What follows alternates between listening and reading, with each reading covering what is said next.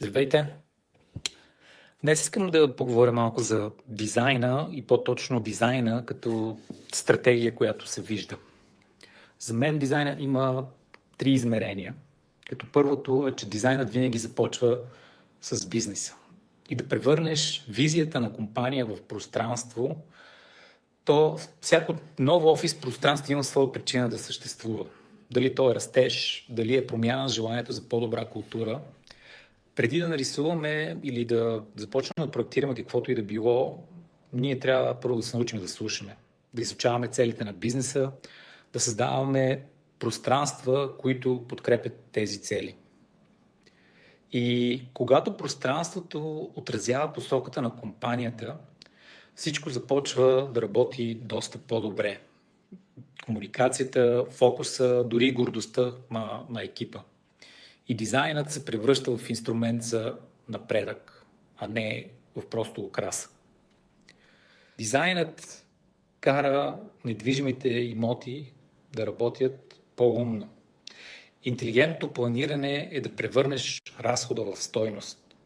Недвижимите имоти са втория по големина разход за повечето компании. И добрият дизайн превръща този разход в актив, създава пространства, които хората харесват, използват и които работят доста по-добре. Тук планирането трябва да се случи чрез оправдаване на инвестицията.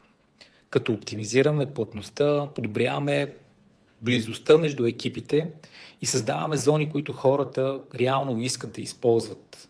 По този начин помагаме на компаниите да извлекат повече от структурата, която вече съществува, и не само като ефективност, но и като ангажираност и гордост, на което съществува в това място. И тук е момента да споделя за философията ми за дизайн като цяло и в Студио Ново. Вярваме, че дизайнът е начинът, по който стратегията добива форма.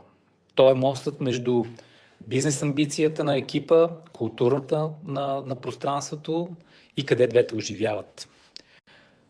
Идеята е да се проектират пространства, които свързват тези три ключови слоя.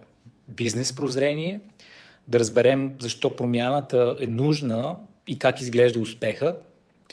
Прозрение за хората, да открием как екипите се фокусират, комуникират и си сътрудничат. И пространствения интелект, да превърнем всичко това в среда, която подкрепя растежа, благополучието и ефективността. Когато тези три слоя се подредят в една посока, пространството престава да бъде просто фон. То се превръща в двигател на яснота, на култура и на свързаност. И в крайна сметка дизайнът не е просто да направиш нещата красиви, а да ги накараш да работят красиво.